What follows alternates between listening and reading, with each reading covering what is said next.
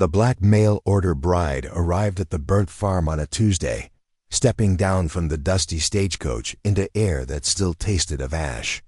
Temperance Holloway clutched her worn leather satchel and stared at the charred bones of what should have been her new home. The barn stood skeletal against the gray Colorado sky. The house leaned like a tired old man. A rifle barrel caught the weak afternoon light. The man holding it had one arm. His left sleeve hung pinned and empty against his side. His face carried the particular stillness that came from watching too many things burn. "You the woman my dead brother ordered?" His voice held no warmth. Temperance set down her trunk. Her traveling dress, once blue, had faded to the color of old bruises. "I'm nobody's property, but I paid good money to get here." The rifle didn't waver. "Thomas been dead 3 weeks." She felt the ground shift beneath her feet. Not the earth, something deeper. The careful plans she'd built like a house of cards. Dead how? Fire took him. Thunder rolled across the plains. The storm had been chasing them since Denver. Now it caught up, pressing down on the burnt farm like a heavy hand. Temperance looked back at the stagecoach. The driver was already unhitching the horses. No passengers waited inside for the return journey. She was the end of the line. "I got nowhere else to go." The one-armed man studied her with pale eyes. "That makes 2 of us." Hoofbeats drummed against the hard earth. 6 riders approached from the east, raising dust that looked like smoke in the failing light. The man with the rifle cursed under his breath. The lead rider sat his horse like a king surveying his kingdom. His coat was too fine for ranch work, his boots too clean. Money written in the cut of his clothes and the silver on his saddle. Ezekiel Crow. The man's voice carried authority. "Thought you might reconsider my offer." Zeke kept the rifle trained somewhere between the riders and Temperance. "Told you before, Steele. Farm ain't for sale." Magnus Steele's gaze moved to Temperance. His eyes held the kind of hunger that made her skin crawl. She'd seen that look before, knew what it promised. "Circumstances change." Steele's horse stepped closer. "Man can't work a farm with one arm, especially with winter coming." The other riders spread out. Not threatening, not yet. But the message was clear. "Got help now." Zeke's voice stayed steady. Steele laughed. The sound held no humor. "That what you call it?" He addressed Temperance directly. "I got a big house. Warm rooms, good food. Work that don't involve digging in dirt." Temperance felt the trap closing. The kind of work he meant, the kind of rooms. She'd run too far to end up back where she started. "I got work here." "Do you now?" Steele's smile never reached his eyes. Interesting arrangement. More hoofbeats. A 7th rider approached wearing a tin badge. Deputy Pike reined in beside Steele. His face carried the particular smugness of small men with borrowed authority. "Everything peaceful here?" Pike's hand rested on his gun belt. "Just being neighborly." Steele's voice dripped false courtesy. "Offering assistance to folks in need." Pike studied the burnt farm. Studied Zeke and Temperance standing apart, but somehow together in their defiance. Unusual situation. Might need looking into. The threat hung in the air like smoke. Lightning split the sky. The horses shifted nervously. Rain began falling in fat drops that hit the dust and disappeared. "Think about my offer, Crow." Steele turned his horse. "Both of you. Winter's hard on folks who don't know their place." The riders departed as suddenly as they'd come. Their hoofbeats faded into the sound of approaching thunder. Temperance and Zeke stood in the growing rain. Neither spoke. The stagecoach driver finished his work and climbed back to his seat. "You sure about staying, miss?" The driver's voice held genuine concern. "Nothing here but trouble." Temperance looked at the burnt barn, at the leaning house, at the one-armed man who still held his rifle like salvation. She thought about Steele's offer, about the work he meant, about the long road back to nothing. "I'm sure." The stagecoach rolled away into the storm. Its wheels carved deep ruts in the mud. Soon even the sound was gone. Zeke finally lowered his rifle. Rain plastered his dark hair to his skull. "You picked a poor place to make a stand." "Maybe." Temperance gathered her skirts and started toward the house. "But it's the only place I got." The storm opened up proper then. Rain fell in sheets that turned the burnt earth to black mud. Lightning illuminated the skeletal barn and the leaning house and two figures struggling through the downpour toward whatever shelter they could find. Zeke kicked open the front door. The house groaned but held. Inside smelled of smoke and abandonment. Water dripped through holes in the roof, but the walls stood firm. Temperance set down her trunk and looked around. A table, 2 chairs, a cold fireplace. Thomas Crow's abandoned life scattered like leaves. "There's blankets upstairs." Zeke's voice echoed in the empty rooms. "Roof don't leak much over the beds." She nodded. Outside, the storm raged against the windows. Inside, silence stretched between them like a bridge neither wanted to cross. Zeke propped his rifle by the door. "You should know. Steel don't make idle threats." "Neither do I." Thunder shook the house. Rain hammered the roof. 2 strangers stood in a dead man's parlor and listened to the storm try to tear down what little remained of their fragile shelter. Tomorrow would bring new troubles. Tonight they had walls and a roof, and the temporary truce that came from facing the same enemy. It would have to be enough. Dawn broke gray over the burnt farm. Temperance woke to the sound of an axe biting wood. She'd slept in Thomas Crow's bed, wrapped in blankets that smelled of tobacco and old dreams. The pillow still held the shape of a dead man's head. She dressed quickly and descended the creaking stairs. Through the kitchen window she watched Zeke splitting kindling with mechanical precision.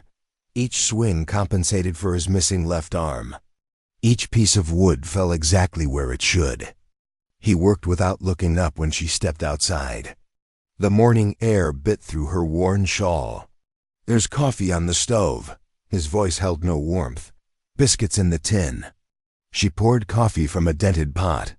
The biscuits were hard as stones, food for surviving, not living.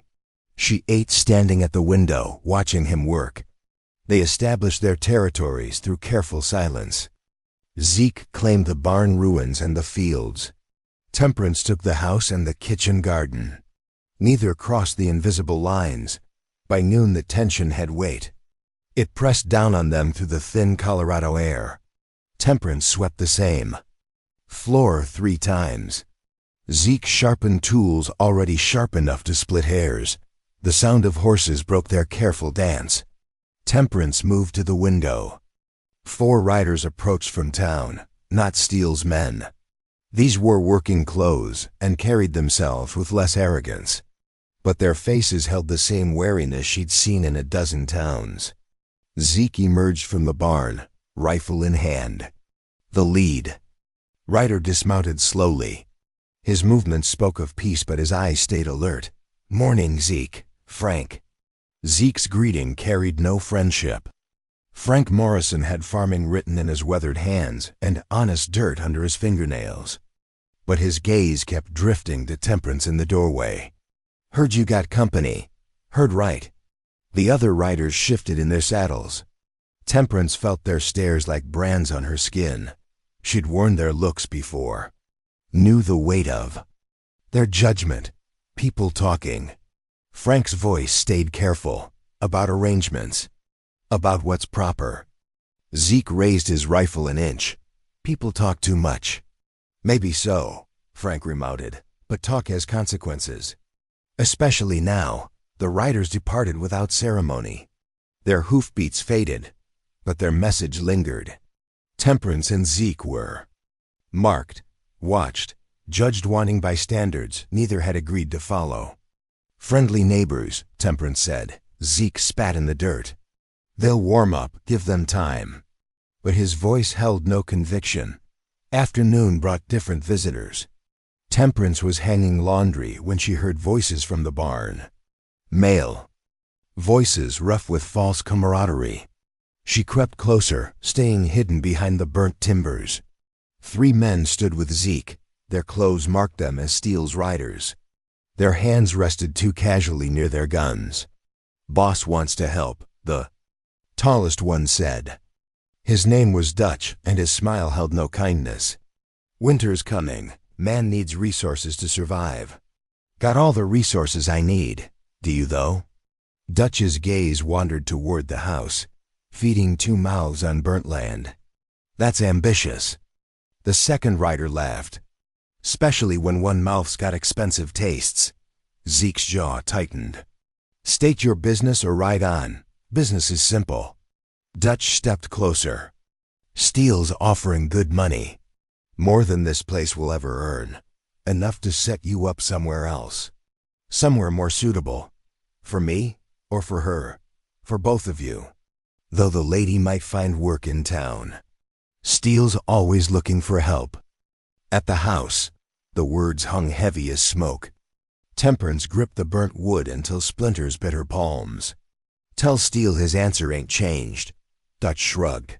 "Shame, really is. Accidents happen on isolated farms. Fires especially. Terrible. Thin fire." The riders mounted and departed. But their threat lingered in the air like the smell of smoke. Temperance waited until they were gone before emerging from hiding. Zeke stood motionless, staring at the horizon where the riders had disappeared. "How often they come around?" "Often."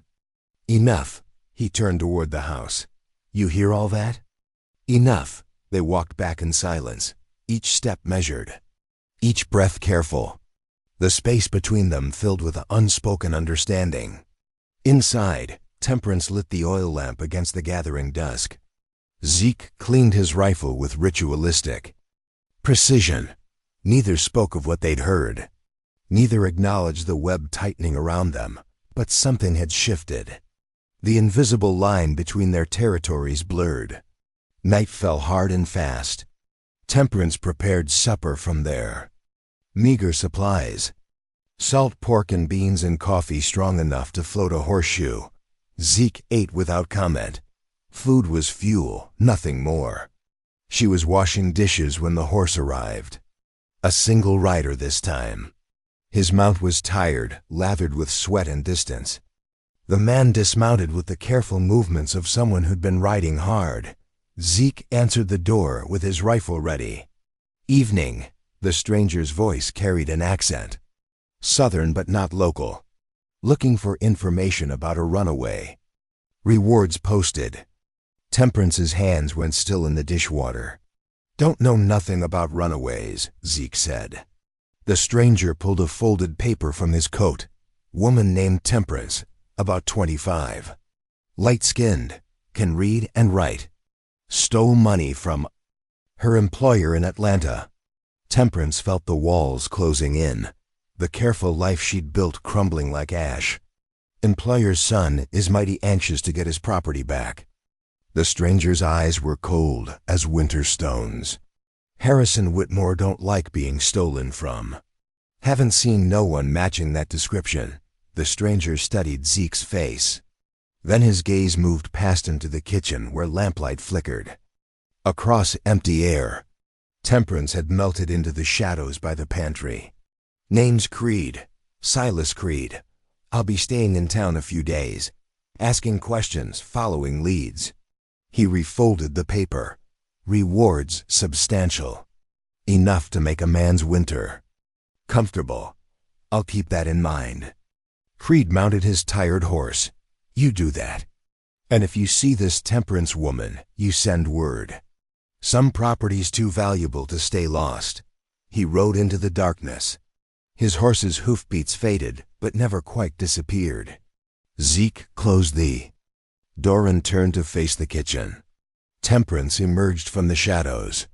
Her face was pale, but her spine stayed straight. "How much?" she asked. "How much what? How much is the reward?"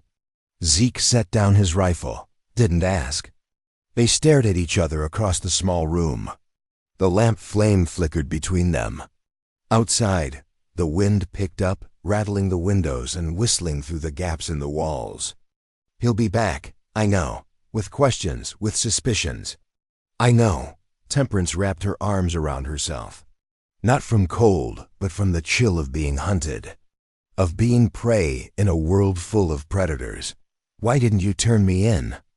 Zeke moved to the window, drew back the curtain and peered into the darkness. Man's got a right to run from what's chasing him. Even stolen property? Especially stolen property. The words hung between them.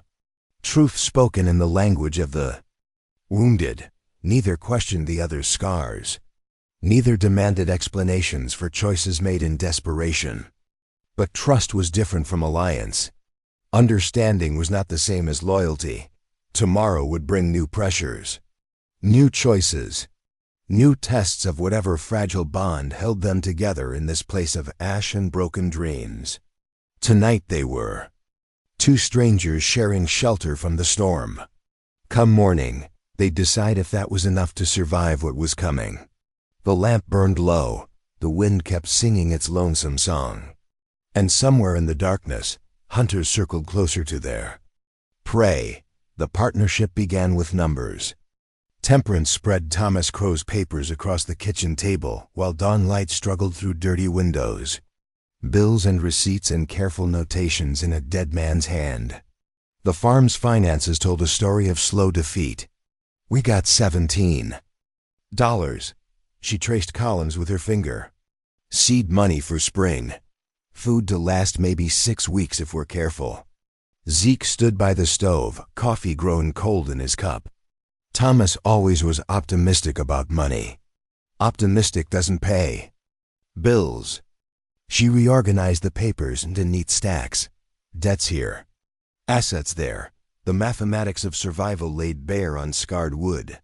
You read his writing better than I do. Zeke's admission came quiet. Never had much schooling. I can teach you. The offer surprised them both. Numbers anyway. Man should know what he owes. The first lesson happened that evening. Temperance showed him how Thomas tracked expenses. How debt accumulated in small scratches of ink. How hope and reality diverged on ruled paper. Zeke's fingers moved carefully across the pages. His remaining hand traced letters with the reverence of someone discovering scripture. Here. Temperance guided his finger to a column. Water rights. Thomas was documenting something. The entries were cryptic. Dates and measurements and references to wells that didn't exist on any map they'd seen. Thomas had been tracking water sources across the county. Smart man, your brother. Smart enough to get himself killed. The words carried weight. Truth heavy as stone. Morning brought practical education. Zeke showed Temperance how to milk the one surviving cow. How to collect eggs from chickens that regarded her with deep suspicion. How to read weather in the color of clouds. Her hands blistered on unfamiliar tools. Her back ached from bending over stunted vegetables. But she learned without complaint. Survival demanded new skills. Hold the hoe different. Zeke adjusted her grip. Let the tool do the work. His touch was careful, professional, but Temperance felt the calluses on his palm. The strengthened fingers that had learned to do the work of 2 hands. The garden responded to proper care. Late-season vegetables pushed through tired soil. Not abundance, but enough. Maybe enough. October deepened into November. The first frost silvered the fields and crept through gaps in the walls. They moved closer to the kitchen stove without acknowledging the intimacy of shared warmth. Town tested them weekly. Temperance walked the main street with her chin raised and her basket empty. The general store fell silent when she entered. Conversations died. Eyes followed her movements with the attention of predators. Need supplies. She placed her list on the counter. The merchant studied the paper without touching it. His face held the particular blankness of practiced cruelty. Credit's been suspended. I got cash money. Store policy changed. No service to undesirable customers. The words hung in the air, clean and sharp as broken glass. Temperance left the money on the counter and walked out empty-handed. Her dignity intact but her needs unmet. Zeke found her sitting by the burnt barn, staring at fields that stretched toward an unforgiving horizon. "They wouldn't sell to me," he nodded, no surprise in his weathered features. "Steele's been talking to folks, explaining the situation." "What situation is that?" "The one where decent people don't associate with our kind of arrangement." The phrase carried poison, their kind. As if love or partnership or simple human decency could be sorted into categories of acceptable and other. "We'll manage." Zeke's voice held no conviction. "Find another way," but options were scarce as water in drought country. The solution came from an unexpected source. Mrs. Chun ran a small trading post at the edge of town. Her husband had died the previous winter, leaving her to manage alone in a place that barely tolerated her existence. She sold them supplies at fair prices. No questions. No judgment. Just business conducted between people who understood exile. "Steele pressures everyone." Her English carried careful precision. "But I have my own troubles. Don't need his approval." They established a routine. Temperance visited Mrs. Chun weekly, bought supplies and shared carefully neutral conversation. Two women navigating hostile territory with quiet alliance.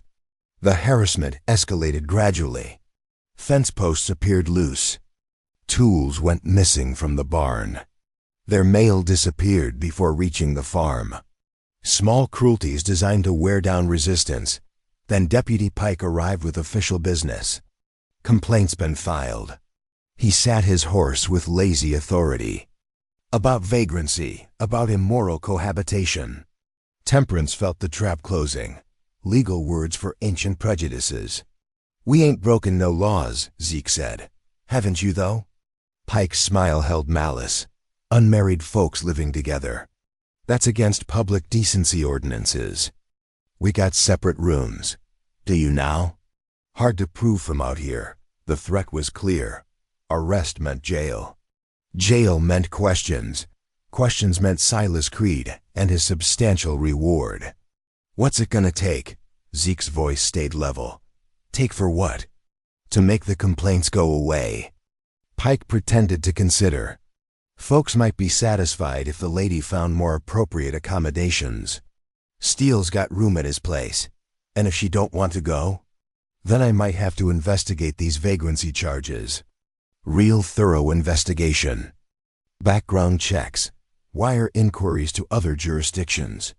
The words hit home. Pike knew exactly who Temperance was running from. Give us time to think. Time's a luxury. Pike gathered his reins. "But I'm a patient man. Few days ought to be enough to see reason." He rode away whistling. The sound faded, but his message lingered. That evening they sat by the kitchen fire. Neither speaking, both understanding the mathematics of their situation. "I could leave." Temperance's voice stayed steady. "Disappear before he comes back." "Could." Zeke poked at the dying coals. "Leave me to face Steele alone. You'd manage, would I?" The question hung between them, not accusation, not plea. Simple truth spoken in. The language of shared burden.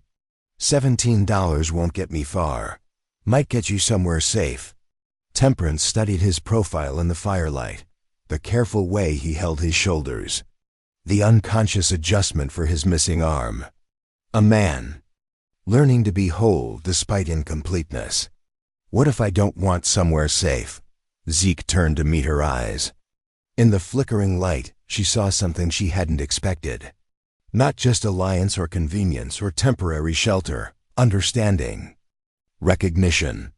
The particular knowledge that came from finding someone willing to share the weight of the world. "Then we figure out how to stay." The fire burned lower. Outside, wind rattled the windows and whispered through the gaps in their defenses. Inside, two people made the quiet decision to stand together against whatever came next. It wouldn't be enough to survive what was coming, but it was enough to try. Morning would bring new pressures, new choices, new tests of their fragile partnership. Tonight they had warmth and shelter and the dangerous luxury of hope. In a world built on separation, they'd found something worth defending. Not love, not yet, but possibility. The chance that two broken people might build something stronger than the sum of their individual wounds. The embers glowed red as distant stars. The wind sang its lonesome song. And in the space between them, something new began to take root in ground that had seemed too burnt to grow anything at all. Winter arrived early with teeth of ice and claws of wind that found every crack in their defenses. Snow fell in thick curtains, erasing the boundaries between earth and sky. The burnt farm became an island in a white sea of isolation. Silas Creed made his presence known through careful hunting. He questioned Mrs. Chun about her customers, studied faces in the saloon, asked leading questions about newcomers and unusual arrangements.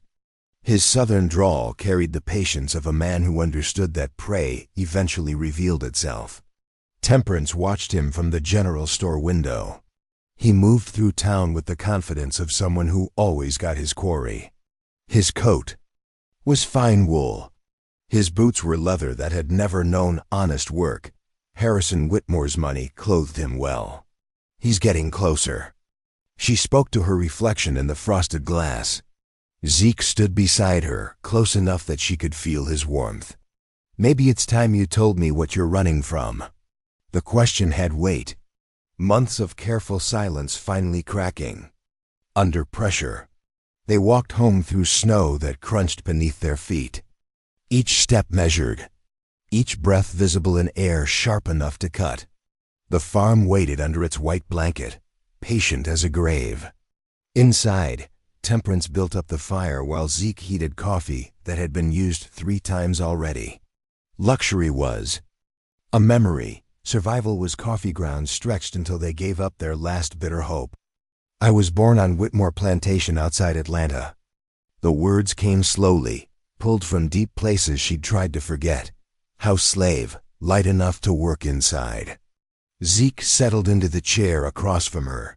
His face held no judgment, no surprise, just the quiet attention of someone who understood that some stories cut deep in the telling. Master taught me to read so I could help with his books. Said education made property more valuable. She stared into the fire. Harrison was his son. Weak man with his father's appetites, but none of his restraint. The flames danced higher, casting shadows that moved across her face. Memory made visible in flickering light. When the old man died, Harrison inherited everything, including me. Her voice stayed level, but her hands clenched in her lap. Had ideas about my duties, about what I owed the family. Zeke's jaw tightened.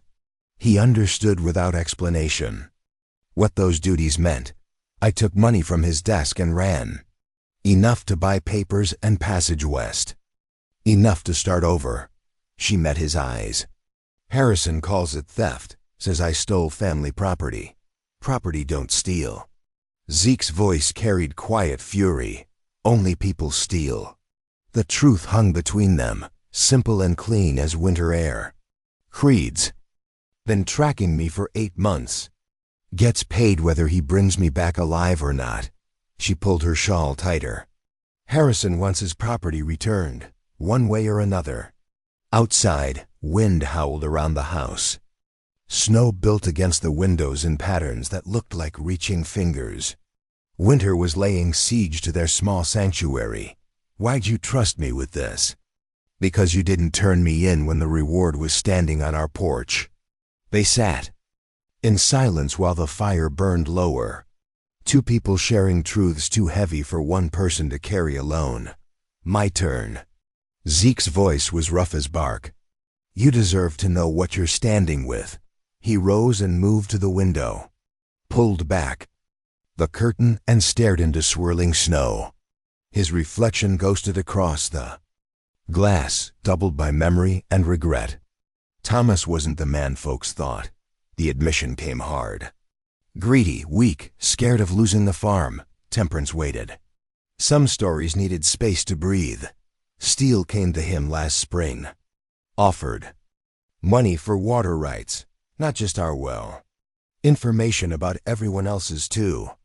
Zeke's voice carried the weight of old shame. Thomas knew where every family in the county got their water, who had shallow wells, who was digging new ones. The pieces fell into place. Thomas's careful documentation, his secretive meetings, his nervous energy in the weeks before his death. He was selling them out, all of them. Every farmer trying to make it through the drought. Zeke turned from the window. Steele wanted a monopoly. Control all the water, control all the land. The fire popped, sending sparks up the chimney. In the sudden flare of light, Temperance saw the guilt etched in Zeke's features. I found the papers, the agreements, the maps showing every water source in 50 miles. His voice dropped to a whisper. Found them the night the barn caught fire. Understanding struck her cold. You let it burn. Stood there and watched. Thomas ran back inside for the horses, but I thought he was trying to save those papers. Save his dirty bargain. Zeke's shoulders sagged. By the time I realized what he was really doing, it was too late. The silence stretched taut as wire.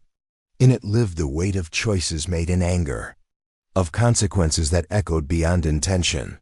He died trying to save animals. He died because I was too proud to help, too disgusted to see past my own righteousness. Zeke slumped into his chair. Been living with that ever since. Temperance studied his face. Saw the particular kind of pain that came from carrying blame that couldn't be set down. Guilt that had grown roots and spread through everything. The maps Thomas made, you still got them? Burned with everything else. All of them? Zeke was quiet for a long moment. Then he rose and moved to the kitchen. Pulled out a loose floorboard and withdrew a rolled paper wrapped in oilcloth. Saved one. Don't know why. He spread it on the table. Thomas's careful handwriting marked wells and springs across the county. Dates and depths and flow rates. A master plan for controlling the most precious resource in drought country. This is what Steele really wants. Temperance traced the lines with her finger. Not just our farm, all of it. He's been buying up failed homesteads all summer. Families that couldn't make it through the drought. Zeke pointed to marks on the map. Every one of these places is now his. The pattern was clear. Steele hadn't been content to wait for natural failure. He'd been manufacturing it, cutting off water access, forcing desperate families to sell. We could stop him, could we? Temperance studied the map. Saw opportunity hidden in Thomas's careful documentation. Show this to the other farmers. Prove what he's been doing. They won't listen, not to us. They will if their wells start running dry. Outside, the storm intensified. Snow piled against the windows until the house felt buried alive. But inside, something new was taking shape. Not just survival anymore. Purpose. It's dangerous. Zeke rolled up the map. Steele won't let this information get out peaceful. Everything we do is dangerous. She was right. They'd moved beyond safety the moment she stepped off that stagecoach. Beyond comfort when they chose to stay and fight rather than run and hide. You know what this means. Zeke met her eyes. No more quiet partnership. No more keeping our heads down. I know. Creed will use it against you. Paint you as a troublemaker. Make it easier to drag you back. Let him try. The words carried steel. Not bravado, but the particular strength. That came from finding something worth fighting for. Not just survival anymore. Justice. They sat by the dying fire and planned their campaign. Two broken people preparing to challenge an empire built on stolen water and manufactured desperation. The storm raged on. Snow fell deeper. The house groaned under winter's assault. But inside, warmth grew from more than just burning wood. It came from shared purpose, from the dangerous luxury of hope. from the recognition that some fights were worth having even when victory seemed impossible. Come morning, they would begin their war against Magnus Steel and everything he represented. Tonight they had each other and a plan, and the quiet satisfaction of secrets finally shared. The fire burned to embers. The wind sang its endless song. And two people who had found something worth defending, prepared to risk everything to keep it. The trap closed on a Tuesday morning when the snow stopped falling. Temperance was feeding chickens when she heard the horses. Too many horses moving too fast. She dropped the grain bucket and ran for the house, her breath clouding in air. Sharp enough to cut glass. Riders coming. She burst through the kitchen door. Zeke was already reaching for his rifle. Through the window, they watched 8 men approach through the snow. Steele rode in front, his face grim as winter sky. Behind him came Deputy Pike and Silas Creed, flanked by hired guns who sat their horses with practiced ease. "They're not here to talk." Temperance's hands shook as she pulled on her coat. The careful plans they'd made crumbled in the face of immediate threat. No time to warn the other farmers. No time to expose Steele's water conspiracy. "Back door," Zeke said. But when they reached the kitchen, more riders waited in the yard. The house was surrounded. Escape routes cut off with military precision. A knock rattled the front door. Polite but insistent. "Open up, Crow. Got legal business to conduct." Zeke met Temperance's eyes. In the pale morning light, she saw resignation mixed with something fiercer. The particular fury of cornered prey. He opened the door but kept his rifle ready. "Gentlemen." Steele stepped inside without invitation. His boots left muddy tracks on the clean floor. "Morning, Zeke, Miss Holloway." The use of her name was deliberate, a reminder that they knew exactly who she was. "Come to discuss terms?" Zeke's voice stayed level. "Come to solve problems." Steele moved deeper into the room.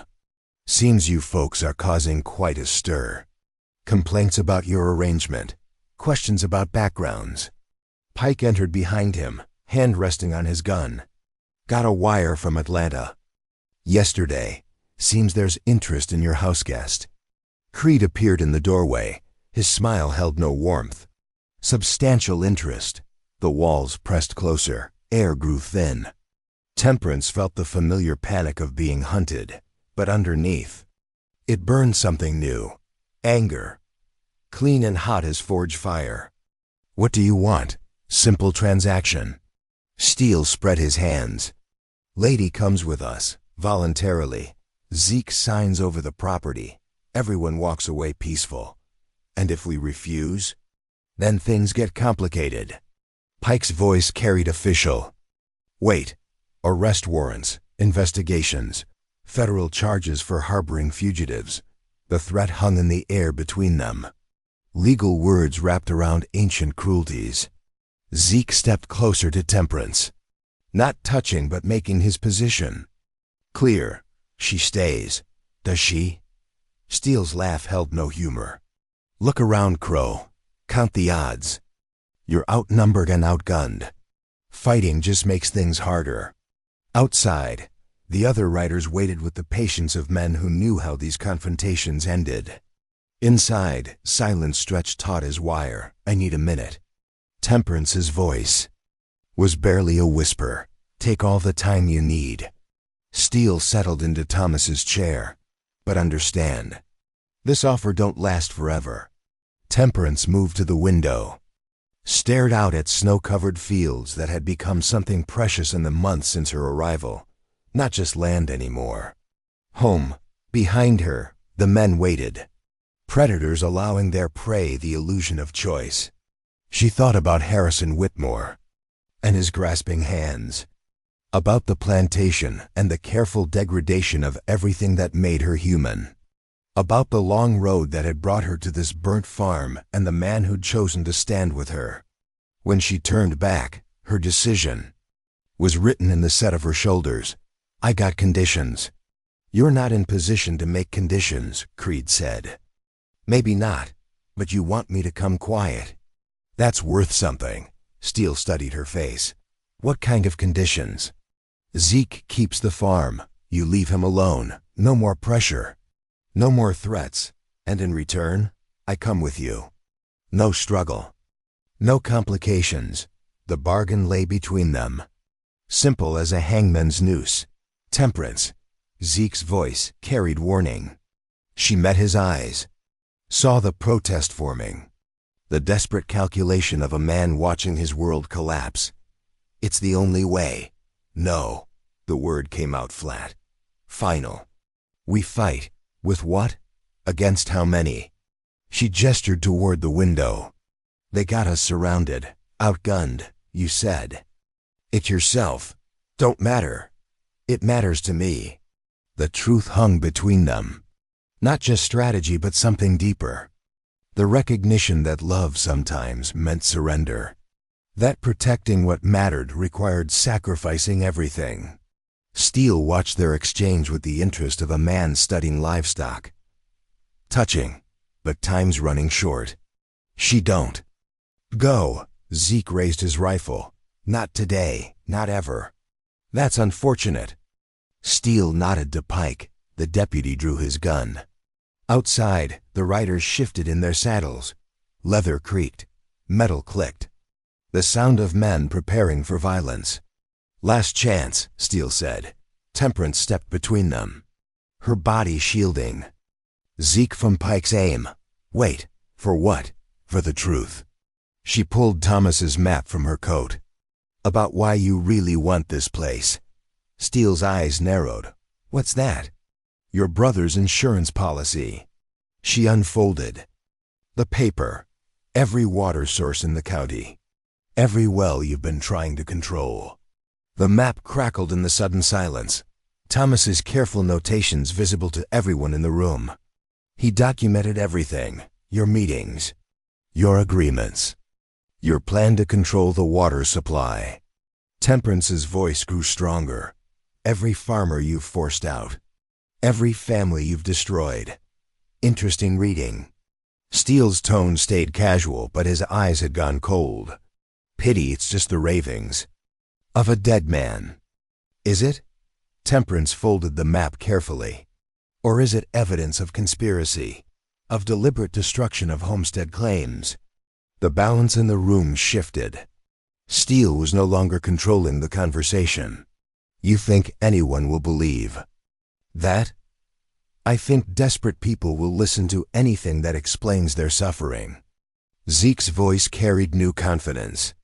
Especially when the territorial judge arrives next week. Steele went very still. What judge? Circuit judge, scheduled to hear land disputes. Temperance's smile held no warmth. Funny thing about educated. Slaves, we read newspapers, know when court's in session. The trap had reversed. Steele was the one surrounded now. Not by guns, but by the possibility of exposure, of justice. Kill us and this map disappears. Zeke's rifle never wavered. But copies exist, hidden where you'll never find them. It was a bluff, but Steele couldn't know that. You're lying. Maybe, but do you want to risk it? Temperance stepped closer. Your whole empire built on stolen water. How long before the territorial government investigates? Outside, wind picked up. Snow began falling again, light at first but growing. Heavier, the storm was returning. This isn't over, Steele said finally. No, it's not. Temperance met his eyes. But it's not ending the way you planned either. Steele gestured to his men. Mount up. They filed out without ceremony. Creed lingered in the doorway. I'll be back, he said. Harrison Whitmore don't give up easy. Neither do I. The riders departed into the swirling snow. Their hoofbeats faded, but their threat lingered. Temperance and Zeke stood in the sudden quiet. The map lay on the table between them. Their weapon and their burden. They'll be back, Zeke said. No. With more men, more guns. I know. Why didn't you go? Save yourself? Temperance moved to the window. Watch the snow erase the rider's tracks. Soon there would be no sign they'd ever been there, because this is home. The words surprised them both. Not the farm itself, but what they'd built on it. Partnership, understanding, the dangerous luxury of belonging somewhere, homes worth fighting for. Even if we lose, especially then. Outside, the storm intensified. Snow fell heavier, sealing them in their small sanctuary. But inside, warmth grew from more than burning wood. They'd chosen each other. Chosen to stand together against overwhelming odds. Chosen to fight for something worth defending. The war wasn't over, but today's battle was won. And sometimes, in a world built on separation and cruelty, that was enough.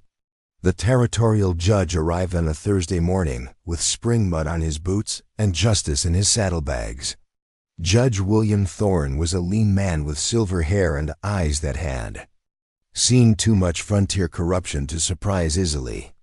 His circuit took him through mining camps and cattle towns, where law lived or died by the strength of whoever wore the badge. Perdition Gulch buzzed with nervous energy. Word had spread that land disputes would be heard, water rights examined, property claims investigated. Temperance watched from Mrs. Chun's trading post as the judge established court in the town hall. A simple room with rough benches and windows that let in more dust than light. But it would serve justice as well as any marble palace. "You ready for this?" Mrs. Chun's voice carried concern. "Ready as we'll ever be." Temperance carried copies of Thomas's map rolled in oilcloth. She'd spent 3 days hand-copying every detail, every well location, every notation about water rights and secret agreements, insurance against Steele's desperation. The first cases were simple matters. Boundary disputes between neighbors, claims on abandoned homesteads.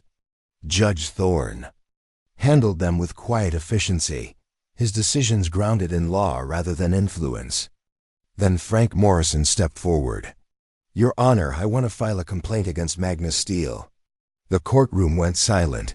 Steele sat in the front row, his face carefully neutral. But his hands gripped the bench rail tight enough to whiten. His knuckles. "What's the nature of your complaint?" "Water theft, conspiracy, deliberate destruction of homestead claims." Morrison's voice shook but held firm. Behind him sat a dozen other farmers. Men who'd lost wells to mysterious cave-ins.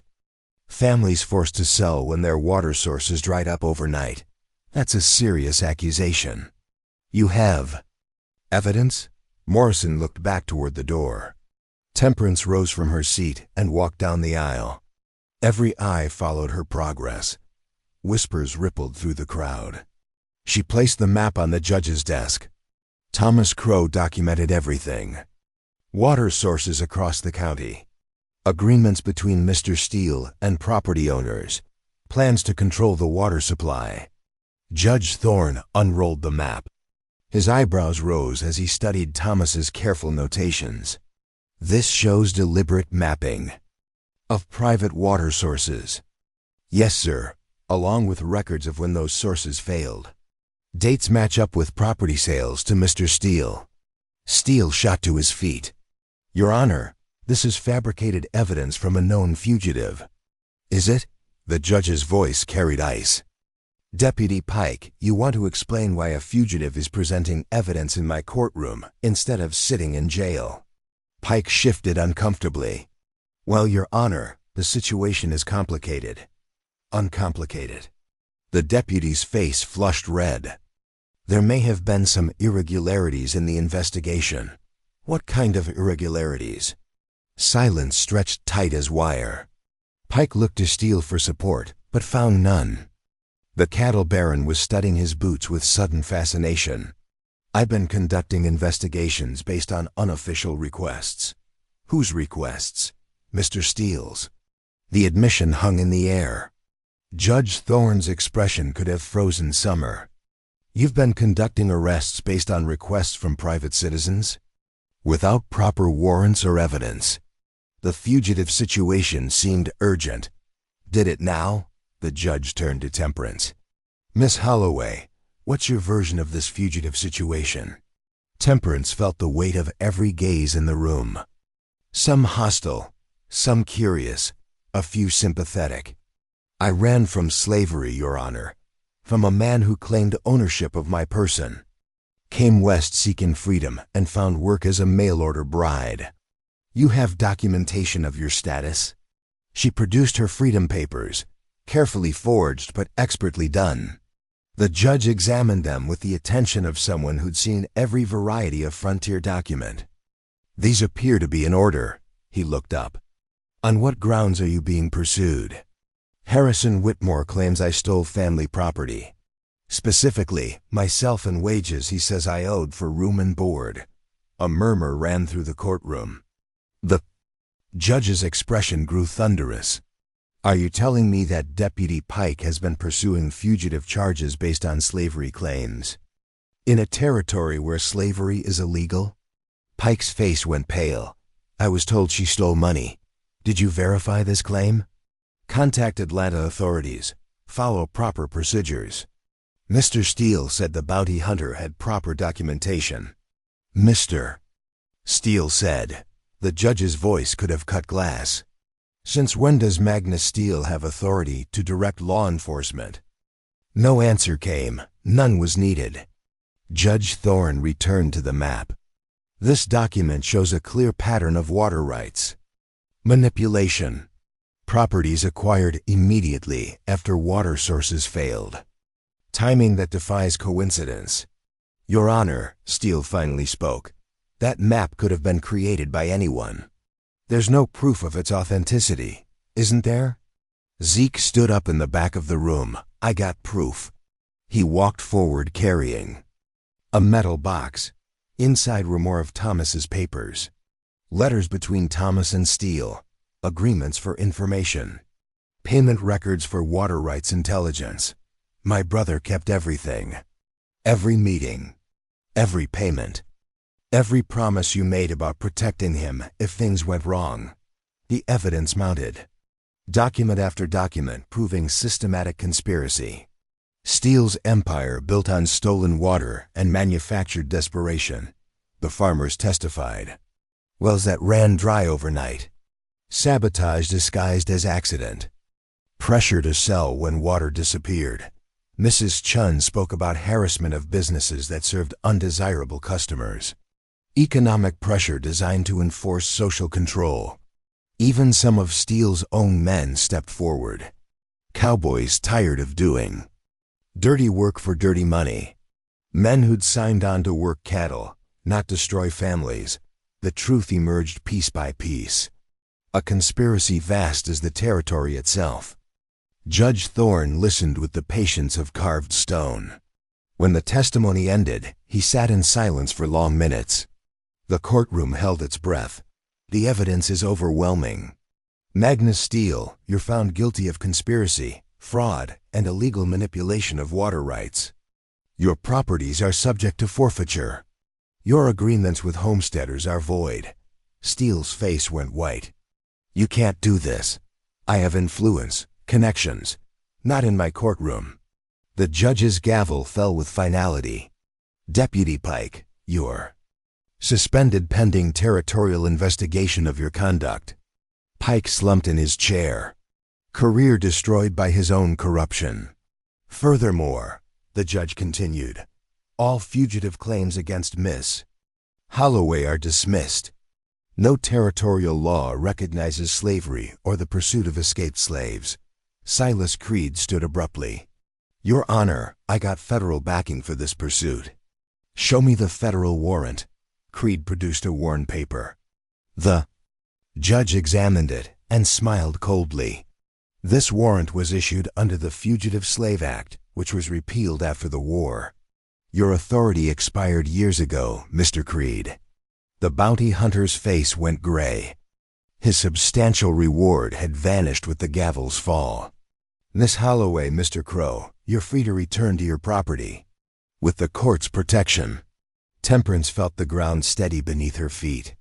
Not just legal victory, but something deeper, recognition, belonging, the right to exist in the place they'd chosen to call home. Outside the courthouse, spring air carried the scent of new growth. Snow had melted, revealing earth ready for planting. The burnt farm waited under clearing skies. "What now?" Zeke asked. "Now we go home." They walked through town with heads high. Some faces still showed hostility, but others held respect, recognition that justice had been served. At the farm, they stood in the ruins of the barn and planned their rebuilding. Not just structures, but community, trust, the slow work of healing wounded ground. "Think it'll stick?" Zeke gestured toward town. "The judge's ruling. It'll stick." Temperance's voice carried certainty. Truth has weight. Once it's spoken, it changes things. Summer arrived with rain that soaked deep into grateful earth. The garden flourished. The well ran clean and strong. The new barn rose timber by timber, built with help from neighbors who'd found their own justice in the courthouse. Temperance and Zeke married on a Sunday morning with Judge Thorne officiating. Mrs. Chun stood witness. The farmers who'd testified brought their families. Even some of Steele's former hands attended, now working honest jobs for honest wages. The wedding was simple. Words spoken in the shade of the rebuilt barn. Promises made not from desperation, but from choice. Two people who'd found something worth defending and decided to defend it together. As autumn painted the hills gold and red, they sat on their porch watching sunsets spread across fields thick with grain. The burnt farm had become fertile ground. The broken people had grown whole, not perfect. Scars remained. Challenges waited. But they faced them with the quiet strength that came from knowing they belonged here.